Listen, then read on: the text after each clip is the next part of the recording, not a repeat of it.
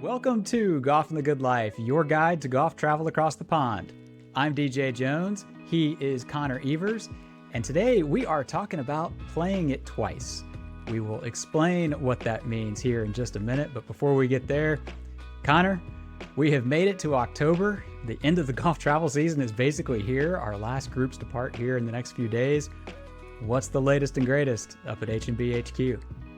Deej, the finish line is right around the corner. Not that we're excited about it or anything, but bittersweet for our groups that are traveling here in 2025. Weather's been pretty decent. Some days of rain. You're going to get that here and there in the fall, but overall, all is good. But yeah, I can't believe how fast the season's been going. I mean, we're pretty much about to start the transition of kind of the planning logistics of 2026, which is crazy to think about, but all good. And a few of us are about to depart within the company and the office overseas, which we'll talk about in the future as well, of the golf and the good life that we'll experience across the pond here in the off season. But as always, shout out to members that are about to depart from Boston Golf Club, the Cal Club, Kirkbrae Country Club, and Sleepy Hollow Country Club. So those are a few of many that are about to depart and kind of end off the 2025 travel season. So all good. Very exciting here in the office, Deej. Appreciate it. Yeah, and it's funny you say that about just a few of many. When I pulled up the list earlier, talk about going out with a bang. It was something like 30 some odd clubs were represented by our members traveling over the last couple of weeks of the season. So I think we had, at last count, it was like 311 in the entirety of the season. I need to update that, but it was over 300 represented just this year. So just a huge number of clubs. And it's funny you say that as well about the weather. Somebody commented earlier in one of our surveys this week that they played through the remnants of Hurricane Aaron. So I'm sure that made for some fun days on the links. And we're going to get into why, or at least maybe a solution to that here in just a minute. And that is that today we're talking about playing it twice. And what we mean by that is picking a day, picking a course that you want to play a second time or should play a second time. Just like I was saying from those surveys, the question that we ask our members, we've shared it here in the past, what advice would you give to future H&B travelers? Pack less is top of that list. Take a day off is like right below it. And then right below that is, I wish we had played such and such course a second time.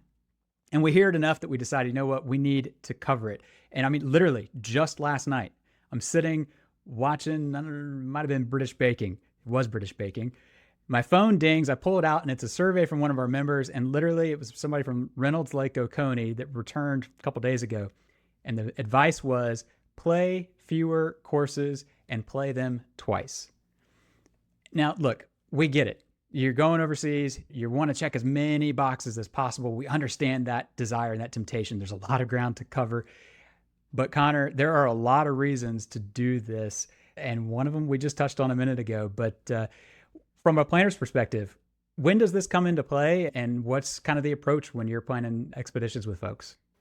Well, I think you hit it nail on the head there with you're trying to play as many courses as you want on this trip. It honestly starts in the first initial planning process of figuring out which courses the group wants to play. And some want to go, all over, just Southwest and Dublin, for example, Old Head all the way up to the Killarney area, up to, the Lahinch area, and then back over to Dublin to end. And you're playing all these courses and you're probably just playing them once to get throughout your tour and back to Dublin. And that's just one example of many. And, these courses are fantastic. Some of them are highly ranked for some of the best courses in the entire universe in the world. So you want to potentially play them a second time. And that sometimes we have that conversation. I think really it comes down to when you do that, you get another appreciation for it. So many times when I'm overseas personally myself and on the 16th or 17th hole, you're like, one, I don't want this round to be over. And two, when I'm done at 18, I want to go right to the first tee and peg it again and go right again. And I think that's kind of the beauty of it, that you just don't get to experience these links courses all the time, especially as an American, and just wanting to play them again. Perfect example. I mean, like I said, at Royal Dornick, every time I go up on that 18th hole, it doesn't matter. It doesn't matter the weather. It doesn't matter anything. I just immediately want to go to that first hole. There's a few other courses, again, throughout GB and I that are like that, but there's really not others that I could personally speak of that I've experienced yet that I just want to go right over and play it again because it's so unique. It's so different. And we talk about that in the planning process of just how cool they are. And especially these marquee courses where it's, hey, settle in and play it twice and sometimes even a third time.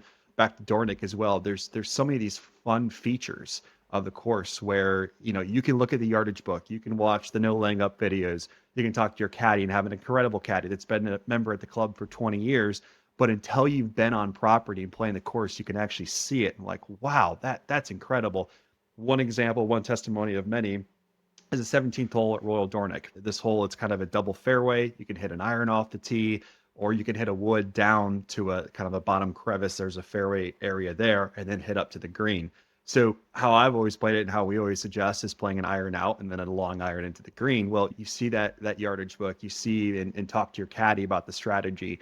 But once you get done with that green, you look back and you're like, oh my gosh, like that was so cool. I'd love to play it again. And again, that's just one example of so many that you can experience those features and play different shots into them. And it's just super enjoyable, so different. But kind of back to the planning perspective, some courses that folks, say, hey, I want to play it again. One that we get asked a lot is the old course. And it's more than likely not going to happen, especially if you're on a guaranteed time. Sometimes groups will have a guaranteed time and throw themselves into the ballot and potentially hit for a second time on the old course, or Muirfield, some groups will want to play it a second time. And again, you have the four balls and foursome opportunity on Tuesdays and Thursdays there, but playing on a different day per week, it's very difficult to do from a planning perspective. But so other ones that are more realistic, you've got Old Head. Some groups will want to play either a 36-hole day or back-to-back days.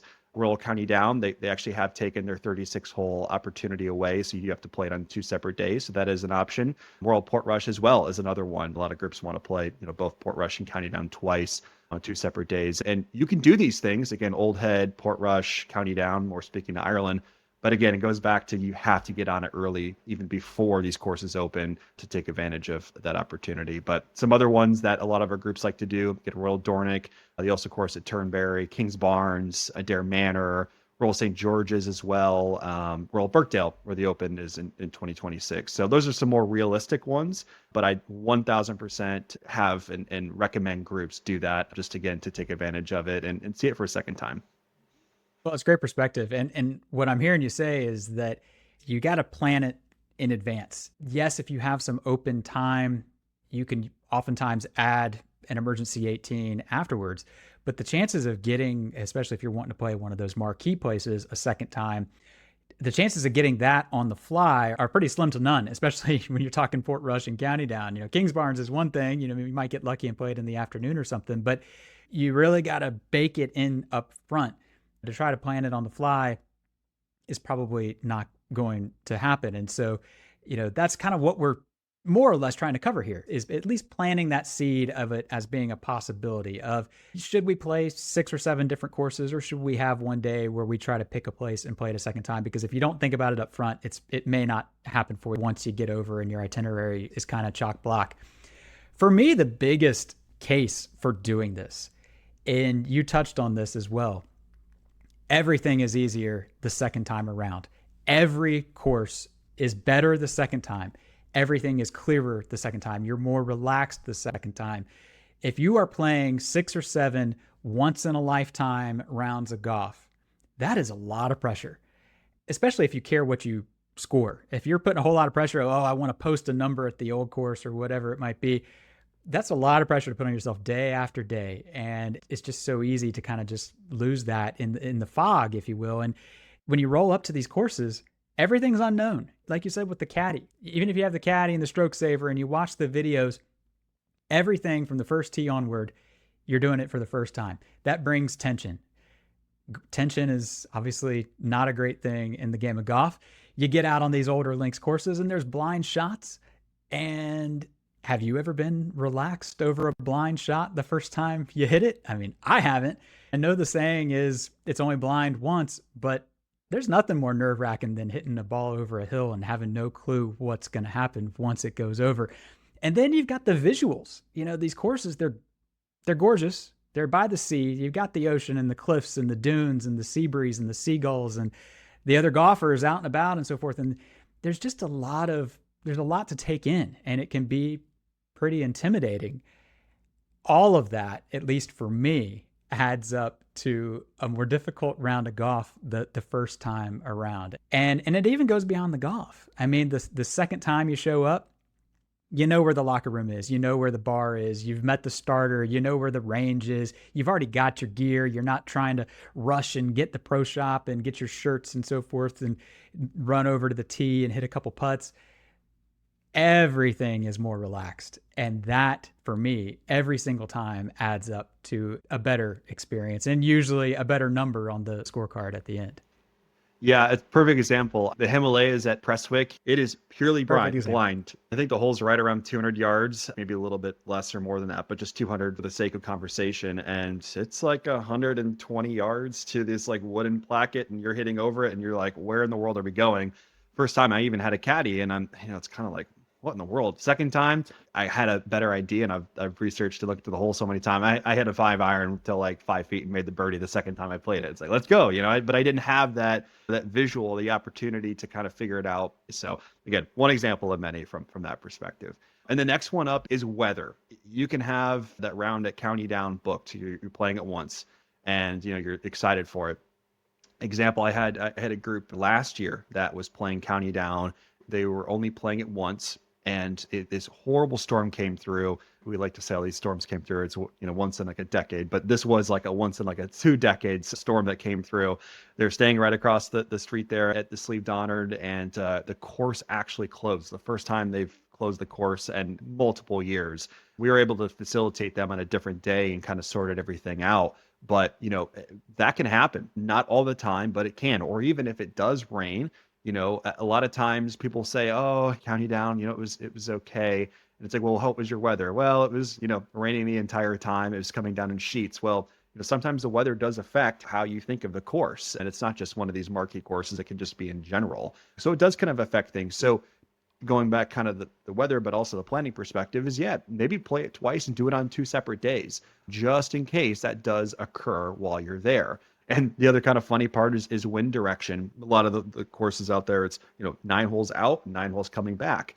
And at Broer, I mean, you could have a prevailing wind that's into your face on the hard holes, and then one that's downwind on the easy, and then the next day it could flip. So you could take advantage of that, or it could just be more difficult playing one day. So it's interesting how just the elements and everything can affect the overall experience. And it kind of goes back again on those marquee courses to potentially play it twice. But weather can be one of those big factors, again, that can change your overall experience of the day, the course, and the overall trip itself.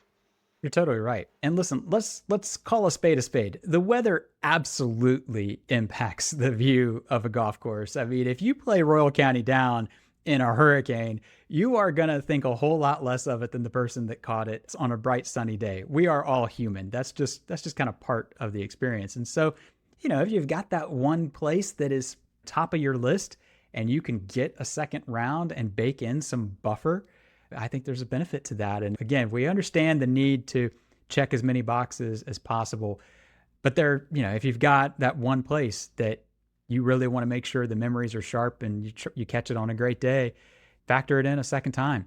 I think the other thing for me is that it is so much easier to stay in the moment. And it goes back to that being relaxed thing that I talked about. We're all on our phones all the time. We're all posting stories and taking pictures. And at least me for work, I'm getting video and stories, and I'm talking to the caddy. I'm making notes mentally to tell you guys when I get home, and I'm thinking about, I got that meeting afterwards or whatever. And it's just easy for the round to get lost in kind of the shuffle, especially if it's a big place. You're super amped and excited. It takes a few holes to settle in. And so if you've got a second round baked in, you can put the phone away. You can spend the day and just kind of really soak it in. I went back through some surveys, and it didn't take me long to find one that speaks to this. We had a member from Atlanta Athletic Club into last year. This was his 5th trip with us. And he said, "We really like playing certain courses twice as it allows a greater appreciation and memory of the course." And I think that just totally says it all. It helps it to really bake in. Going back to, you gave a similar example. When I played the old course with my brother, we had played it a couple days prior on the singles queue apart. Of course, that first round, I'm taking pictures. I don't remember a single shot from that first round. I take that back. I remember my putt on 18 for birdie, which I missed. Now, granted, I don't remember rounds of golf. We've talked about this. But the second round, we walked off the first tee and said, phones away, kept them in our bag all day. Nice. And I remember a dozen or so shots. I remember some interactions with my brother on some things in the course of our match. And what do you know? I played a whole lot better that second round. 33 on the front, by the way. Got to throw that in there. But, so long story short is it gives you that time not only to be more relaxed, but to stay in the moment and let those memories bake in even more. You're right. I also think kind of continuing this conversation about being able to play these courses twice, and you get another shot at those shots, whether it's Calamity Corner on the Dunluce course at Royal Port Rush. Maybe you just were too terrified, handle was a little high for a right-handed player, and that ball went sailing into Calamity, and you made a double bogey, right? You want a second time and second chance at it to maybe hit your iron and hit a little more, start a little more left and shape it in there and try and make a par rather than maybe the double or triple you made. That helps increase the experience. If you're the old course and you're able to play it another time with the ballot or such, again, you're going to go around it and be beaming the whole time. But again, it just settles you in, just kind of like what DJ and I said from that way.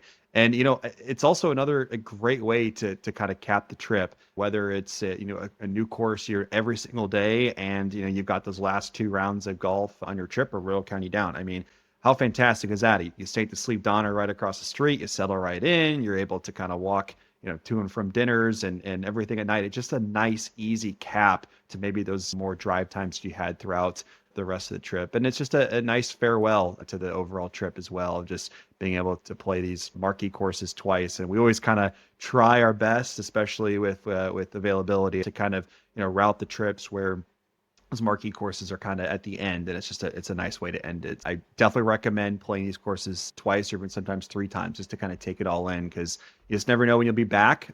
Folks do usually go back multiple times, but it's just a nice experience to do that and to be able to say you've played it multiple times as well. It's just overall it's fantastic, and I recommend it for everyone. Yeah, you're exactly right. And great point about a second chance at the big shots, the 9th at Turnberry, the 12th at Old Head. You stand on the 12th tee at Old Head, it feels like you're going to fall in the ocean, and you don't realize there's hundreds of yards out there to the right, but it's intimidating to take on. And so if you got that second time around, I mean, thinking about playing Sawgrass, everybody looks forward to hitting one shot at Sawgrass. Mm-hmm. And if that one shot is a disaster, that's it. Well, so if you give yourself a second time around, man, that's a great point. I hadn't really considered the individual shots that we all look forward to throughout the round. So I think the overall gist, at least for me, is like a lot of things in life, quality over quantity.